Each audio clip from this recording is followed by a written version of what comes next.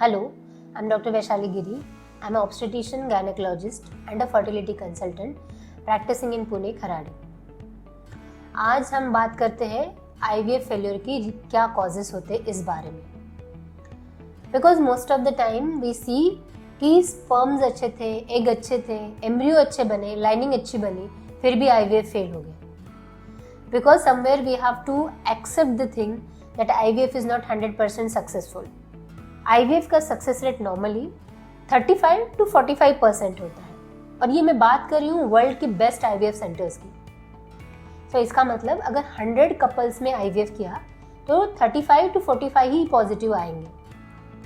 और जब सब कुछ अच्छा होने के बाद जैसे जैसे एज बढ़ता है या कुछ प्रॉब्लम्स होती है तो IVF का सक्सेस रेट फॉल होता है. Age is very important factor in this case. इसमें दोनों कपल का एज, बट फीमेल का स्पेशली. हम सब जानते हैं अगर फीमेल का एज बढ़ता है तो एक क्वालिटी भी खराब होती है और क्वांटिटी भी. तो इसकी वजह से प्रेगनेंसी पे डेफिनेटली इफेक्ट होता है. इसके साथ अगर स्पर्म की क्वालिटी खराब है, एग और स्पर्म मिलके एम्ब्रियो बनता है, तो वो अल्टीमेटली एम्ब्रियो क्वालिटी को अफेक्ट करेगा. और एम्ब्रियो अच्छा नहीं बना तो प्रेगनेंसी नहीं रुकेगी या प्रेगनेंसी रुकने के चांसेस कम हो जाएंगे. पर जैसे मैंने बोला कि कभी कभी एम्ब्रियो अच्छा होता है, लाइनिंग अच्छी होती है, फिर भी प्रेगनेंसी नहीं रुकती है. उस केसेस में हमें ये समझना ज़रूरी है कि एम्ब्रियो हम लोग बस माइक्रोस्कोप के नीचे फिजिकली देखते हैं, उसका जेनेटिक्स हमें नहीं पता है. मोस्ट ऑफ द केसेस में जब IVF फेल होता है, जब सारे पैरामीटर्स नॉर्मल होते हैं, genetic problems in the embryo is the important reason, जिसको कोई भी चेंज नहीं कर सकता है. पेशेंट और पार्टनर में कोई जेनेटिक प्रॉब्लम है तो उसके लिए हम लोग जेनेटिक टेस्टिंग कर सकते हैं एम्ब्रियो पे, और जो एम्ब्रियोज हेल्दी है उन्हीं को हम ट्रांसफ़र कर सकते हैं. बट ये टेस्ट हम सारे कपल्स को नहीं एडवाइस कर सकते हैं, क्योंकि एक तो ये कॉस्टली है, दूसरी चीज़ ये है कि हमें पता होना चाहिए कि हम क्या चीज़ ढूंढ रहे हैं, कौन सा जेनेटिक प्रॉब्लम हम उस एम्ब्रियो में ढूंढ रहे हैं. तो इसीलिए हम रूटीनली ये टेस्ट नहीं करते हैं. कुछ स्पेसिफिक ग्रुप ऑफ पेशेंट के लिए ये टेस्ट एडवाइस किया जाता है. Next question is hormonal imbalance.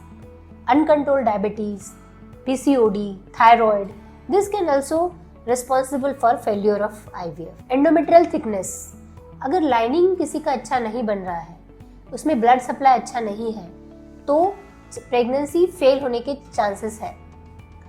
Minimum lining at least 6.5 to 7 mm होना चाहिए. ऐसा नहीं है कि 6.5 लाइनिंग पे प्रेगनेंसी नहीं रुकेगी.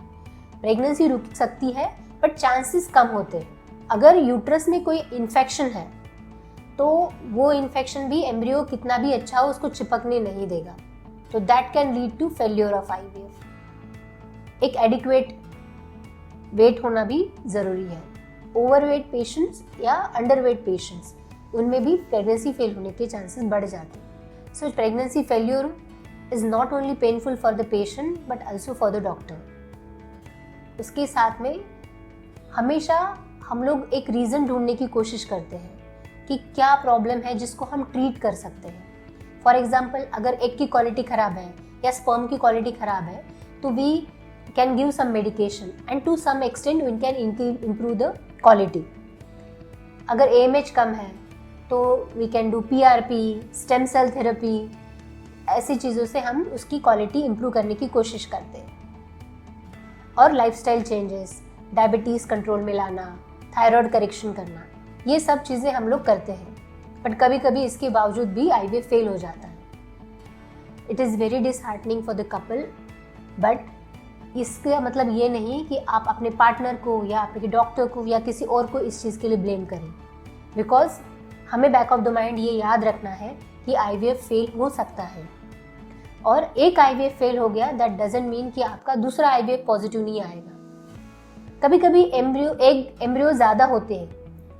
1-2 एम्ब्रियो डालने के बाद अगर IVF फेल हो जाता है तो आपके पास और एम्ब्रियोज होते हैं जिनसे आपको प्रेगनेंसी रह सकती है, या आपको सेकेंड IVF करने की ज़रूरत पड़ सकती है.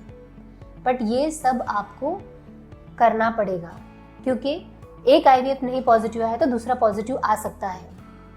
So don't lose hope And if you have any further questions, you can write us. Thank you.